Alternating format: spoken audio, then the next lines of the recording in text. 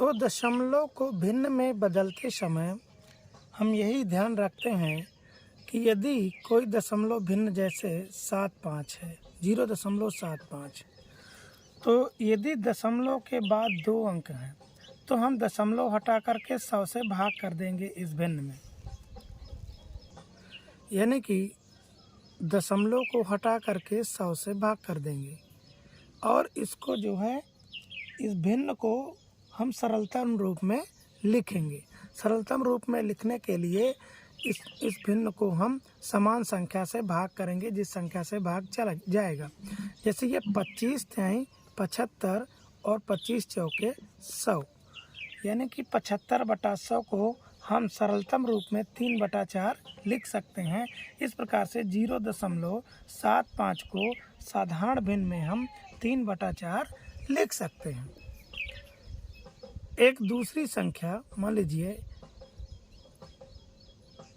0.025, तो यहाँ पर दशमलव के बाद 3 अंक हैं, तो दशमलव के बाद यदि 3 अंक होंगे तो हम दशमलव को हटा करके उस संख्या में 1000 से भाग देंगे।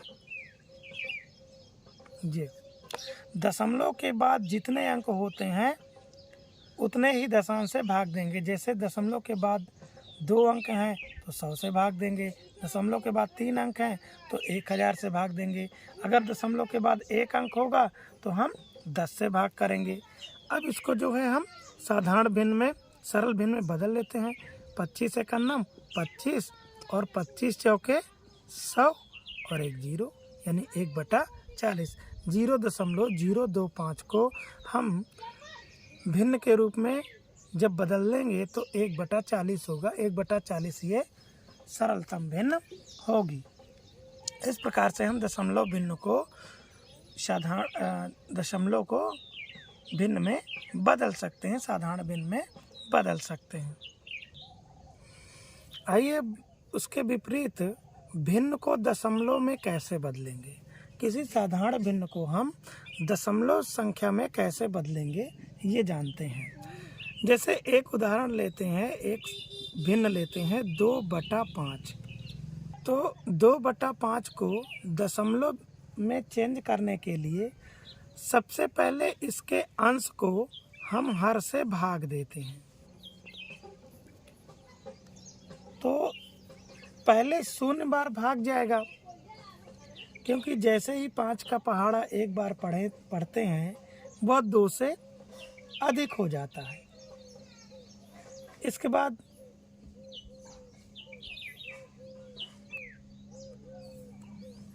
ये 2 से अधिक हो जाता है। पुनः भाग, अब ये जो शेष आ रहा है इसमें पुनः भाग ना जाने के कारण भागफल में हम दशमलव लगा लेते हैं। दशमलव लगाने के बाद क्या होते हैं, भागफल में दशमलव लगाने के साथ ही शेष फल में 0 बढ़ जाता है, तो हम यहाँ पर 0 बढ़ा लेंगे। अब आप देख रहे हैं कि 20 है और ये 5 है, यानी 4 बार भाग जाएगा। 5 चौके 20।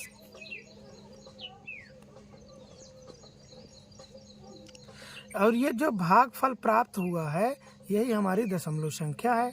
यानी 2/5 को जब हम दशमलव संख्या में चेंज करेंगे तो 0.4 होगा। इस प्रकार से किसी भी भिन्न को हम दशमलव के रूप में बदल सकते हैं। उसके अंश में हर को भाग देंगे।